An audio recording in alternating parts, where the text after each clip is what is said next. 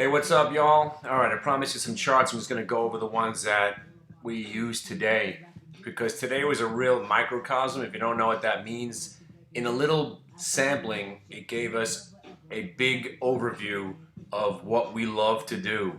And there was a few charts and a few trades today that really gave a good idea of what exactly we try to look at and profit from on a daily basis. I got some Tribe Called Quest going on in the background. I hope it's not distracting to you. I'll lower it a little bit. So in the video, I was talking about how we love this Adobe. Adobe reported earnings. Anytime a company reports earnings, we're keeping our eye on it the next day for what we like to call the earnings reversal. What I like to do also is never trade in the aftermarket. I don't care if I miss something. I've been doing this 17 years. I don't care if I miss a trade. There's no advantage of trading in the aftermarket. It's purely, there is some sort of skill to it, but most of the time it's luck because it's very illiquid and you have no idea what's going to do. For example, look what Adobe did. First you had I believe it was first a down move, then a spike up, then a spike down, and then a spike back up. And this is a range that was 102 to 108.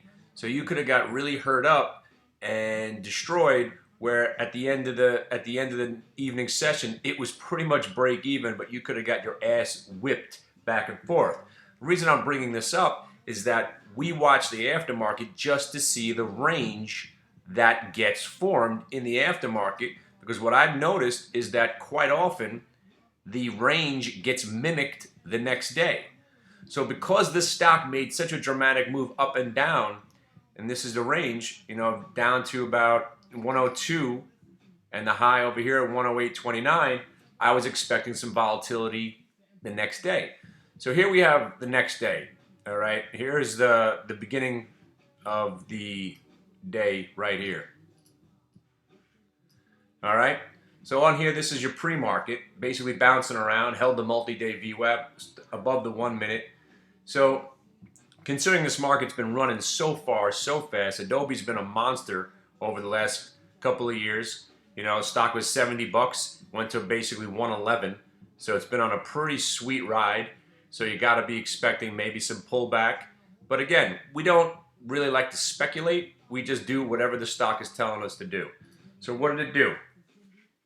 First thing it did was we were looking to see if it could break the the post-market from yesterday's range. Couldn't get back above that.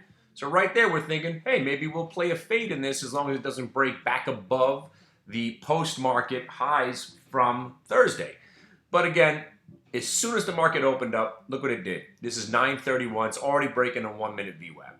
More importantly, we didn't short it here, we didn't short it here, we didn't short it here. When it got to 106.50, okay, we had already missed $1 on the trade.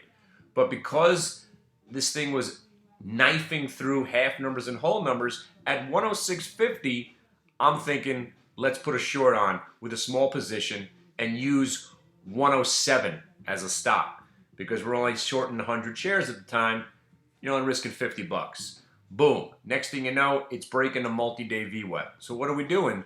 We're actually adding to the position. So as it starts plummeting through the 105.80, we're already up 70 cents on the trade. Shorted at 106.50 for the half number break. We're looking for 106, but it went so quickly right through the 105.85 area. So we said, you know what, if this thing continues to go down, this might be what we call the earnings reversal. A stock that gaps up and rolls over, starts breaking VWAP, breaks the multi-day VWAP, and then goes red. So we're staying short this whole time, and we're just rocking and rolling. Okay, so then it starts to make its move back up. So right here at 105, we didn't let this thing go back above 105 without covering. And at one point, covering here at 105, it spiked another 30-40 cents. Looked like it was a great idea to cover because you got the multi-day, just a fart away here at 40 cents. We thought this could be a nice recovery. Now again, what happened? The trend remained down because it didn't break back above the multi-day VWAP. So at this point, we're thinking maybe we reshort it And by the time we got done thinking about it, because this is all happening within 15, 20 minutes, we never got back in, and we did got a little unhappy because we missed another 2 or 3 points on the trade. But if your first trade of the day, you can short something at 106.50 and start covering at 104.50 and 105, you started your day on a very positive note. Now take a look where the stock went down to. This is why I was saying how this stock represents all that we do. This stock did everything I've ever learned about trading all in 1 minute. Sorry, in 1 day. Let's go back to the 2-day chart, okay? Sorry, go back to the 2-day chart. Remember, look at the range that it formed in the aftermarket. Couldn't get back above the highs from the aftermarket, but look where it got to. Now again, if I was a little bit greedy and I didn't get stopped out at the 104.50 and the 105, maybe I would have held it. Or, looking back, as hindsight, every trade, after you're done in it, you look back and you say, oh, I should have done this, I should have done that. Well, this one was actually a pretty big shoulda, but I didn't want to let this thing go back above here and then give back most of the trade. So I started covering at the half number and the whole number. Now looking at it here, where was the re-entry? Obviously when it broke back below the low print around 104.16, and right there, you never would have got stopped out, because at 104.16 on a $104 stock, you're giving yourself about 30 cents wiggle room. Never did go back. What a great entry. And then you got the rollover back to the print from where it came from in the aftermarket from the other day. Absolutely fantastic trade. One of the best of the day. One of the best of the week. So, what else were we doing?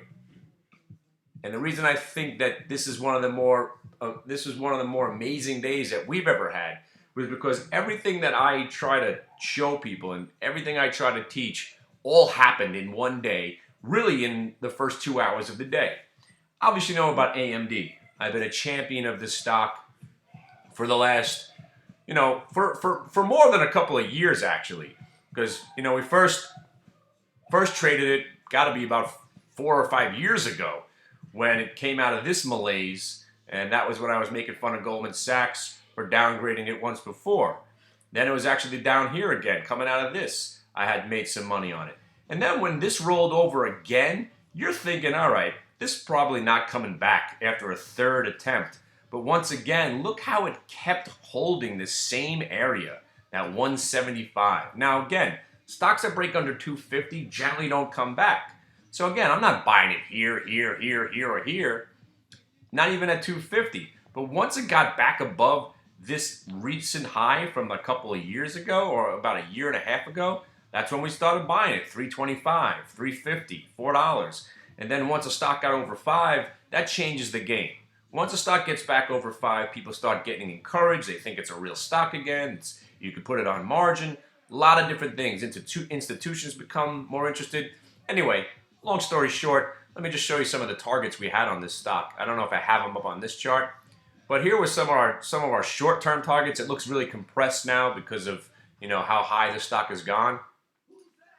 But let me just see if I can show you on a. Nah, I have them on another chart. But let's go back to what happened today.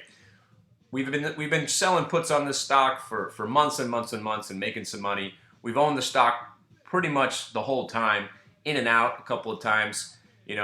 We bought back in when it broke over 8. We had to chase it a little bit. So we kind of missed, from 7 to about 8. And I just got I love my friends. They just tweeted me, 300 pounds of psychedelic mushrooms were found in a house in Sheepshead Bay. I own a house in Sheepshead Bay. I wish it was my house that it was found in. Or then again, I hope it wasn't one of my friends that was found in Sheepshead Bay with 300 pounds. Oh my God.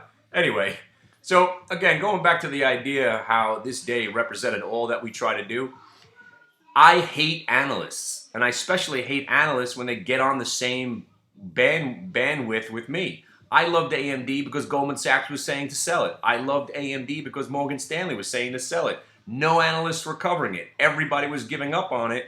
And I was saying, you got to be buying this stock just based on technicals. And then obviously they got some Xbox contracts and they were going back into some laptops. And now suddenly everybody's loving AMD to the point where it actually got upgraded today with a price target of 13. Let's give it up to that guy. Way to be, guy. So the stock's at $11. This guy's upgrading it to 13. Congratulations. What a fantastic call. Where were you at $2, $3, $5, $7, even $8, maybe $9? But you wait till $11 to upgrade it to go to 13. So we're immediately thinking, let's short the stock. Because I love shorting stocks that get upgraded because for me, I believe that analysts upgrade stocks so they can get a client out of the stock without influencing the stock too much on that day. Meaning, they're hoping that their upgrade will gap the stock up, therefore allowing their client to start unloading the stock without really plummeting the stock. And they did a really good job at it because it was chop, chop, chop. The guy was unloading for an hour or so and then broke under VWAP. You thought this thing was rolling over. Now, I was ready to short it here, but again, I wanted to see it break 11 first. And when it broke 11, it basically went down a nickel and rocked back up. And again, we haven't shorted it now. So where did we short the stock? Where do you think we shorted it? Once it broke back under the 1 minute VWAP, you had to be thinking at this point, all right, looks like the sellers are taking control, but I didn't short the stock until it broke the 45-minute low, so to speak. 45 minutes into the day, the stock's finally going down. Sorry, this was about 2 hours into the day. I'm sorry. This was the 45-minute low. This was 2 hours later. So at this point, I'm thinking, all right, if this thing breaks 1095 this time, we got the multi-day VWAP there at 1093. We're talking about 2 cents. And look how it stayed there. It fell apart. You made a little money. You could have taken a 10-cent profit, and then it went right back. But as long as this thing didn't go back above our entry point at 1095, we were good. So we're talking about 2 cents here, people. But look how it held the multi-day VWAP and couldn't stay above it. So at this point, we're thinking, all right, we got something going on here. So finally, it starts to go down. At this point, we're looking for 1083 to break. Because again, when you're shorting a stock at 1095, I was only looking for 1075 out of it. So basically, as it drifted down to about 1075, that's where I started covering it. And it was a pretty decent cover. But the point of this trade is that it really just fit the criteria of a trade that I love. I love when stocks are going opposite of the analyst. Plus, you got the VWAP breakdown, the multi-VWAP breakdown, and it broke a whole number, and it went negative. So there was 9,000 reasons to be shorting AMD today, so we did it. So you had the Adobe, then you had the AMD, but then my favorite trade was this trade that people think that I am now truly the Jesus Christ of Wall Street. It was this one. GoPro. Now, we've been talking about how this stock, obviously it's a piece of crap. Their product is fantastic. I just got a GoPro for my son for Christmas, so I'll call it Hanukkah Christmas. I'm a Jew, he's a Catholic, so it's I buy him Catholic or whatever. I don't know why I just even mentioned that story right there, but anyway. You got this stock hitting 52-week lows, all-time lows. It's just absolutely horrifying. But at the same time, you're thinking, all right, well, it's been here before, and it kind of bounced a couple of times already. So we've been sniffing around, waiting for GoPro to maybe get a little short squeeze. This 897 area is what I was looking for it to break. Now, the reason I'm saying how this day was a real great example of what we try to do is that this one was a stock coming off 52-week lows, so you had to be thinking possible short squeeze. So what are we waiting for on this stock? We're waiting for it to break a whole number because it's options expiration, and you figure on options expiration, if something's breaking a whole number, sometimes a algorithmic short squeeze can happen, and this was absolutely insane. Because it was maybe 3 seconds after we bought it at 897 that this bitch took off for 60 cents. Now, I think you guys know how I trade. 897 entry, I'm offering out at 925. So I was out at I got out for at 916 and 925. But to make that kind of money in a matter of, I think it was 35 seconds, was extraordinary. Now it only ticked up to 960, which was one of our targets for about, a couple of weeks ago if we ever did get a short squeeze. And it's incredible. I had this line up there before it even happened. So when I got there, I wasn't really thinking about shorting it because I was still amazed, kind of like a deer in the headlights, so to speak, because I couldn't believe that just happened. But you know what? It was quick money, fantastic money. We got the short squeeze, and look what happened. It gravitated back to the 1 minute and came all the way back to $9. What generally happens on options expiration, you will stay around big whole numbers. Now again, don't own GoPro, don't care about GoPro anymore. Adobe, don't give a shit about Adobe anymore. Couldn't care less what AMD does on Monday. I still think it's a good stock. I own a little bit of it. I actually wanted to pull back. I'd love to see it go back to $8 so I could buy some more. Anyway, but so we got the Adobe, the AMD, and the GoPro. I'm not gonna go into the other ones that we traded, but I just want to show you one more, which was Bank of America, and why. Oh, sorry, I got to show you Bank of America and why trading sometimes doesn't work. Okay, so Bank of America, same story. Stock's been rocking and rolling, and you had a new high hit in the pre-market, and then it couldn't get back above that when the market opened up. So I'm already thinking maybe I should short this stock. So the market's opening up, it's immediately breaking the 1 minute, going through the multi-day, and again, I didn't short the stock till about $9.20, and because of options expiration, I'm only thinking 20-cent pullback. So I'm short at 23.20, and I'm thinking maybe I get 23 out of it. And look at all this noise we sat through, waiting for 23, waiting for 23, waiting for 23. We finally got 23, and at that point it broke by a penny. So we're thinking, all right, maybe we hang on, and we put a stop in at 23.05, and we got stopped out. Now here's the funny part. It breaks over the 1 minute, so we thought it was a great trade. Like, oh, we covered near the lows, fantastic. But this one rolled over.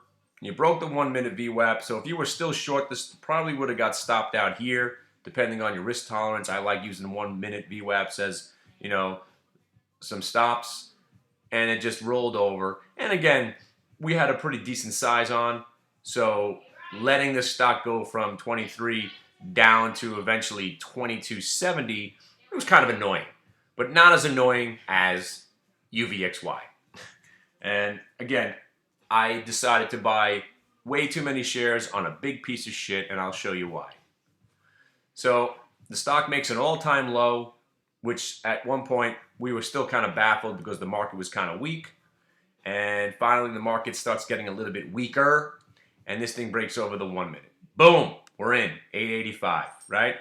Rocking and rolling, chop, chop, chop. This is only a 4 cent pullback. Chop, chop, chop. We gave ourselves, in at 885. At that point, we're thinking, all right, if it breaks 875, I'm never trading this thing again. It's going to zero, the whole thing. But look, it didn't go down. Next thing you know, reaching up to $9, boom, and about to break the multi-day VWAP. And the market's selling off. Rational thought says, hey, UVXY, this is the time, finally. So we bought a bunch more right here. And what happened? We got stopped out. And because we added up here, that turned into a loss. But then, idiot prick fuck that I am, it goes back to 882. And because I lost money on it, I never took it off my screen. I'm waiting and waiting. I got the pull back to the VWAP right here. Doesn't break down. So finally, when it got back above 895, here I go again. In, buying, buying, buying.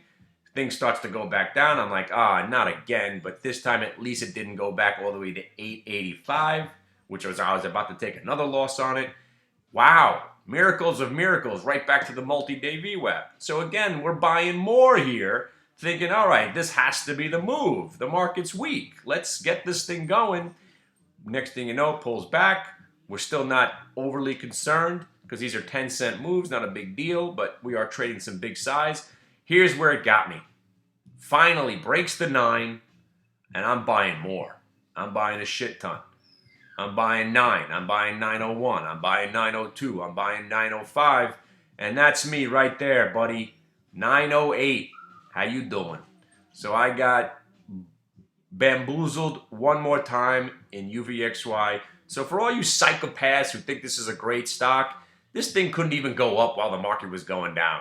So you were in at 908, and guess what? This time we blew out of it, you know, got hammered down at 9. We sold most of it at 9, and then 895, I'm out of the whole position. And because I had such a big position on, it was a pretty big hit. You know, for me, I don't really trade too aggressively, but I had a pretty big size on it. And all the signs pointed to this stock, at least not just going to 911. At this point, we're thinking 920, and if it could break 920, maybe we recapture the highs from the other day at 934, and this could have been monster trade, and this one didn't work out. But you see the reasoning behind it, and again, I got a little bit too aggressive. I probably just maybe, you know, if I wouldn't have bought more at 904, 905, and 906 and 908, it wouldn't have been so bad. Busting out at 9 again, but at least I didn't let it go back below 9 with me in it. So there you go. There's the day, and that's how we use VWAP and how to play the reversals. Adobe was absolutely incredible. It was an earnings reversal. AMD was your blow off top. Bank of America was your blow off top into a reversal. And GoPro is just your typical short squeeze, algorithmic, psychopathic move past the whole number. And UVXY was another bullshit move. Hopefully this thing could move one day while we're in it. But right now it looks like it's just grinding itself to death.